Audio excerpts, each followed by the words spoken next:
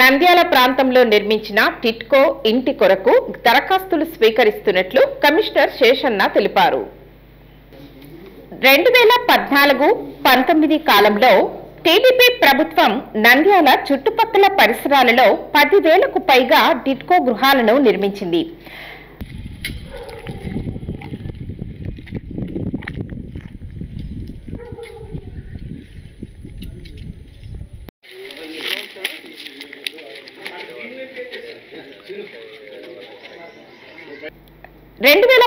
నాటికి దాదాపు 80% పనులు పూర్తి చేసి లబ్ధిదారులకు కేటాయించడానికి చర్యలు చేపట్టింది. అయితే 2019 ఎన్నికలలో వైసీపీ ప్రభుత్వం అధికారంలోకి రావడంతో 5 సంవత్సరాల పాటు నిర్లక్ష్యానికి గురి కావడంతో ఎటువంటి మౌలిక వసతులు ఏర్పాటు చేయలేదు. 2024 ఎన్నికలలో కూటమి ప్రభుత్వం అధికారంలోకి రావడంతో టిట్కో గృహాలపై దృష్టి సారించింది. టిట్కో గృహాలలో మౌలిక వసతులు ఏర్పాటు వేగవంతంగా చర్యలు చేపట్టింది. ఇందులో భాగంగా టిట్కో గృహాలలో ఖాళీగా ఉన్న గృహాలను పేదలకు అందించడానికి దరఖాస్తులు స్వీకరిస్తున్నారు.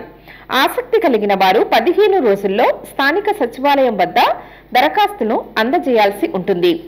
కేటగిరీ 1 కింద 254 గృహాలు ఖాళీగా ఉన్నాయని, ఎంపిక కాబడిన లబ్ధిదారులు చెల్లించవలసిన వాటా ₹1 మాత్రమే. కేటగిరీ 2 కింద 233 గృహాలు ఖాళీగా ఉన్నాయి. లబ్ధిదారుని వాటా 25,000 చెల్లించాల్సి ఉంటుంది.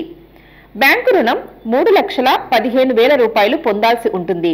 కేటగిరీ 3 కింద 532 గృహాలు ఖాళీగా ఉన్నాయి. లబ్ధిదారుడు చెల్లించాల్సిన వాటా ₹50,000. బ్యాంకు రుణం ₹3,65,000 పొందాల్సి ఉంటుంది. దరఖాస్తుదారుడు ఆధార్ కార్డు, రేషన్ కార్డు జతపరిచి స్థానిక సచివాలయంలో అందించాల్సి ఉంటుంది.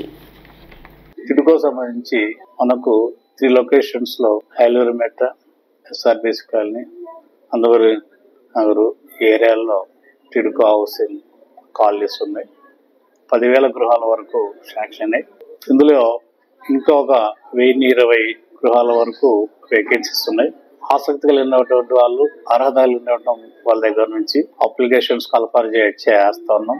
350 ఉన్నాయి, కొన్ని 365 ఉన్నాయి, 430 ఉన్నాయి. సో వీటికి ఎవరైనా కానీ మాకు మా యొక్క గృహం కావాలి, టిట్కో గృహం కావాలనుకున్న వాళ్ళు అప్లై చేయాల్సి వారిని కోరుతున్నాం.